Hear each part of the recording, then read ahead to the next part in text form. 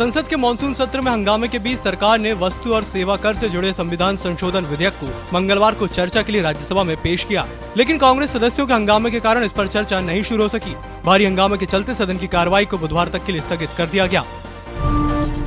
Supreme court ने सरकार को पीडीएस और रसोई गैस वितरण प्रणाली के साथ आधार कार्ड को लिंक करने की अनुमति दे दी, लेकिन अन्य कल्याणकारी योजनाओं का लाभ प्राप्त करने के लिए आधार कार्ड ऐच्छिक ही रहेगा। साथ ही कोर्ट ने यह आदेश भी दिया है कि ऐसे कार्ड धारकों को कोई भी व्यक्तिगत जानकारी किसी भी प्राधिकारी के साथ साझा नहीं की जाएगी।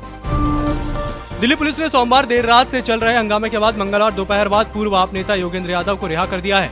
योगेंद्र के साथ ही उनके 3 सहयोगियों को भी रिहा कर दिया गया। पुलिस ने उनकी गिरफ्तारी को एहतियातन बताया है। महाराष्ट्र के मुख्यमंत्री देवेंद्र फडणवीस ने याकूब मेमन के जनाजे को लेकर विवादास्पद बयान दिया है। मुंबई में फडणवीस ने कहा कि याकूब मेमन के अंतिम संस्कार में कुछ गैंगस्टरों के कहने पर ही इतनी भारी भीड़ जुटी थी। हालांकि इस दौरान उन्होंने याकूब मेमन के बड़े भाई टाइगर के अपनी मां हनीफा को मुंबई में फोन करने की रिपोर्ट का खंडन किया।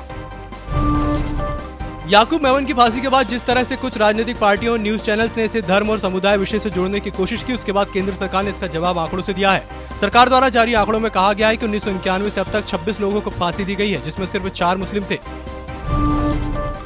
अंडरवर्ल्ड डॉन दाऊद इब्राहिम 2 साल पहले भारत लौटना चाहता था, लेकिन सरकार और पीएमओ उसकी शर्तों पर राजी नहीं हुए। एक अखबार ने दिल्ली के एक वकील और कांग्रेस नेता के हवाले से खबर दी है। अखबार ने अपने सूत्रों के हवाले से कहा है कि दाऊद के ऑफर पर कांग्रेस लीडरशिप और सरकार के बीच टॉप लेवल पर डिस्कशन भी हुआ था, लेकिन बात नहीं बन पाई।